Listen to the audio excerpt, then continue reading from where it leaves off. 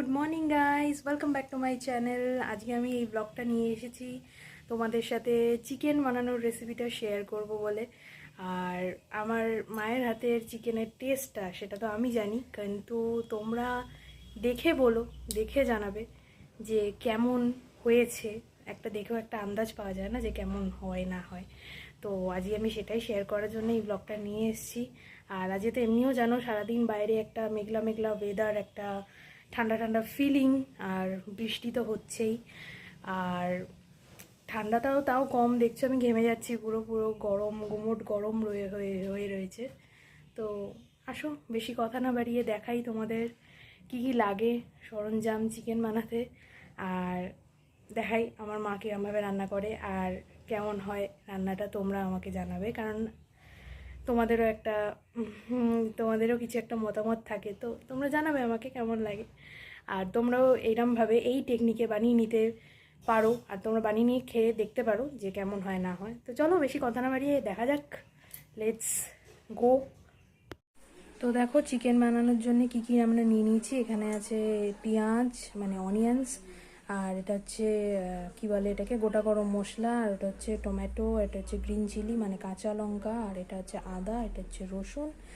আর এদের মধ্যে এই দুটোই মনে হয় পেস্ট হবে, বাকি কিন্তু এমনিই দেওয়া হয়। আর কাঁচা লঙ্কাটা মনে হয় সাথে পেস্ট করা হবে। দেখা যাক কি হয়, মা কি করে, কিরম করে। আরেকটা দারুণ জিনিস যেটা রান্না হচ্ছে সেটা হচ্ছে লাল শাক। এই যে দেখতে পাচ্ছ লাল শাক ভাজা, মা কাটছে, আমি তো পারি না কাটতে। এটা লাল শাকই তো নাকি?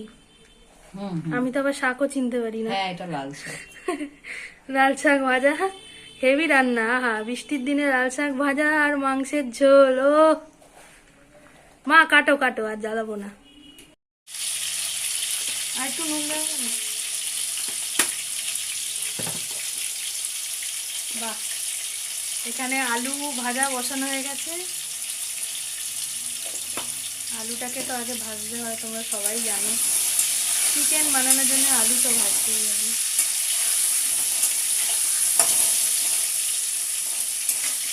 এটা সাইডে কি হচ্ছে? এই কি মা, এটা শাক ভাজা। ও এটা শাক ভাজার জন্য আবার পেঁয়াজ কাটা। আরে বাহ বাহ। মা আমি একটু নাড়াবো? ডাইরেক্ট না, একটু নাড়াই। হলুদ দিতে হবে বাবা, আমি তো জানি নুন তেল দিয়ে শাক ভাজা হয়ে যাবে। হলুদ দিতে হয়, শাকে একটু হলুদ দিতে হয়। আমি জানতাম না, যাই হোক। বাহ, নাড়াতে তো আমি পাচ্ছি না, তুমিই নাড়ো শাক। ওখানে আলু ভাজা হচ্ছে, সবে হোক হোক। আলু ভাজা হয়ে গেছে, দেখো আলু ওখান দিয়ে উঁকি মারছে। হ্যালো। আর এখানে আপাতত এখন কী ভাজা হচ্ছে মানে টমেটো আর পেঁয়াজ। টমেটো আর পেঁয়াজ ভাজাতে এই চিমনির জন্য কিচ্ছু শোনা যায় না, চিমনি চলছে তার জন্য আমার ভয়েসটা আরও আস্তে আস্তে। ও এখানে মশলাও রেডি। বাহ, আদা রসুন আর কাঁচা লঙ্কা বাটা, খুব ভুল না করলে, তাই তো মা? হ্যাঁ। আর এটা হচ্ছে, ও এখানে সব রকম মশলাগুলো আছে। দেখো তোমরা মশলা চিনতে পারছো কি না, সব গোলা কিন্তু, যে চিনে বলবে তার জন্য একটা প্রাইজ আছে। বাবা এখানে কি হচ্ছে? ও বাবা, এখানে মাংস দেওয়া হয়ে গেল। বা এই এটা তুলে খেয়ে নেবো না, থাক, কাঁচা খাবো না। অবশ্য ঠ্যাংটা আমারই জন্য আনা হয়েছে। মাংস ভাজা হয়ে গেল, তাই মশলাগুলো পড়ে গেল টুকুক করে। বাহ, বেশ ভালো, বেশ ভালো।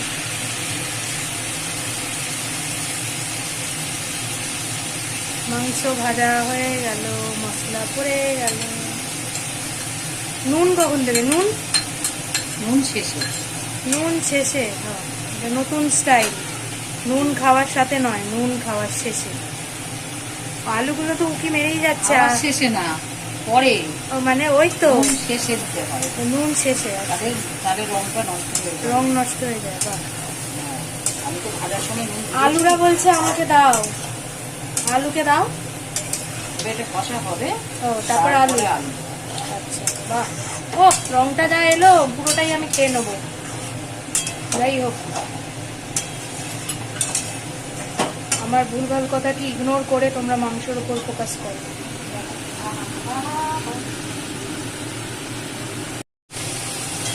ও, কষাটা হয়ে এবার তেলটা আস্তে আস্তে ছাড়ছে, এবার আলুটা পড়বে। ও কষা হয়ে গেল, এবার আলু দেওয়া হবে, তাই তো? এবার আলু দেওয়া হবে।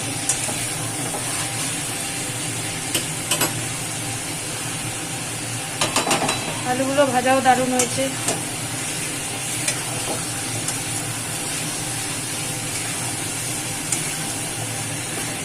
আর কিছু পড়বে এর মধ্যে? নুন নুন নুন বাকি, নুনটা বাকি আছে, এবার নুনটা দেবো।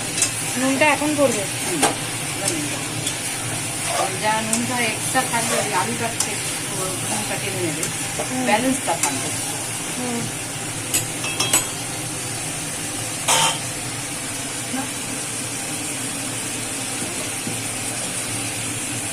এটা সরঞ্জাম মাংস করার জন্য। এবার নুন দেবে। Salt to taste. যাই দেবে 3 বার দেবে নুন। অল্প অল্প মা এটা করে কি নুন? টাটা। ও টাটা নুন ছাড়া তো অন্য কোনো নুন আমি খাই না। ও, টাটা নামাক, দেশ কা নামাক। বাহ, না না না না। And finally the chicken is ready, শাক ভাজাও রেডি, ভাতও রেডি, সব কিছু রেডি। আর আমি খেতেও বসে গেছি। দেখো চিকেনের কালারটা দেখো, এটা শাক ভাজা, ওটা পেঁয়াজ টমেটো কাঁচা লঙ্কা, এটা তো ভাত। সবাই জানো, এসব আর ইন্ট্রোডিউস করার কিছু নেই, সবাই সবটাই জানে।